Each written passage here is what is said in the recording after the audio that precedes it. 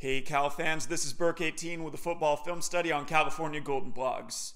In most of my videos this year, I focused on the quarterback rotation, but after Saturday's epic win, I think it's time to give the defense their due. There's a ton to say about this game, and at the end of this video, I'll give you a link to a more comprehensive write-up about our run defense, our corner blitz package, all that good stuff, but for now, I'm going to focus on the topic of sugaring. You might not have heard this term too often, but it's something that you see in every game, and it just refers to a defender showing blitz initially, only to bail into coverage after the snap. So, why would you do this? The obvious reason is that by showing a blitz and then backing out of it, you might be able to confuse the quarterback as to where the pressure's coming from and what the coverage actually is. And here we can see a great example of this. Cal's in our 4-2 nickel package here, and both inside linebackers are walked up to the line of scrimmage, with Kunashik lined up over the center and Weaver showing a blitz off the edge.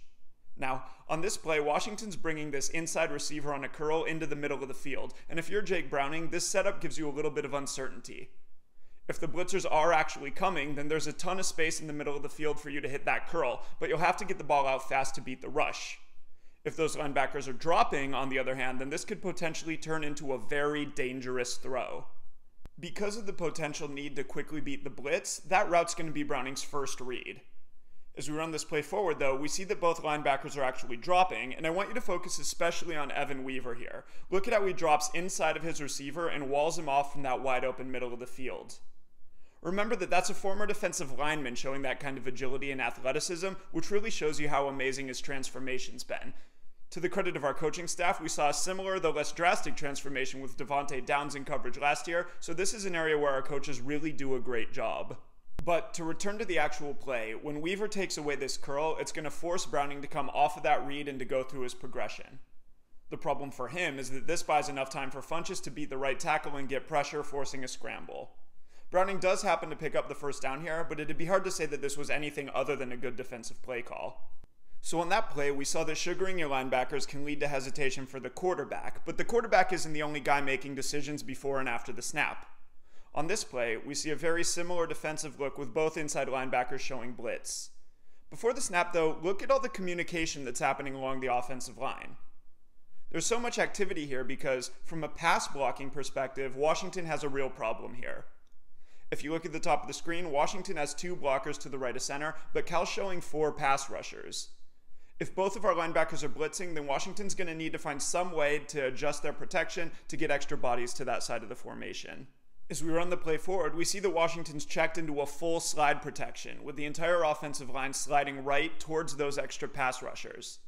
The problem for them is that this is exactly what we want them to do because we're looping Kunashik across the formation and then bringing a corner blitz. This gives us 3 pass rushers against only 2 blockers to the left of center, and the end result is that Browning chucks up an ugly almost interception. Here's another play where sugaring a backer helps us generate a pass rush. This is a slightly different look, but you can see here our defensive tackles lined up over their offensive guards, and Weaver showing blitz over the center. These 3 pass rushers are going to occupy all 3 of Washington's interior linemen, and from there we're going to back Weaver out, almost like a spy against a potential quarterback scramble, and then blitz Hawkins and Kunashik to either side of him. The center is going to stay on Weaver, who was lined up over him initially, and this is going to isolate Washington's running back against 2 blitzers and force yet another near interception from Browning. And now, to save the best for last, here's the biggest play of the game. Just like on the last play, we're showing a blitz with Weaver lined up over the center.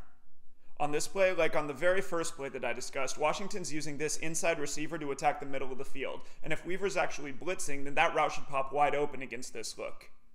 As we run the play forward though, we see that Weaver's not blitzing, and apparently, although we can see this, Washington's backup quarterback doesn't, because he throws Weaver a gift for the game-winning touchdown. Alright, that's it for this video. If you want to read more in-depth coverage of our defense against Washington's offense, check out patreon.com/Burke18, where I'll be posting a full write-up later this week talking about front play, corner blitzes, and coverage adjustments. Otherwise, until next time, go Bears and beat the Cougars.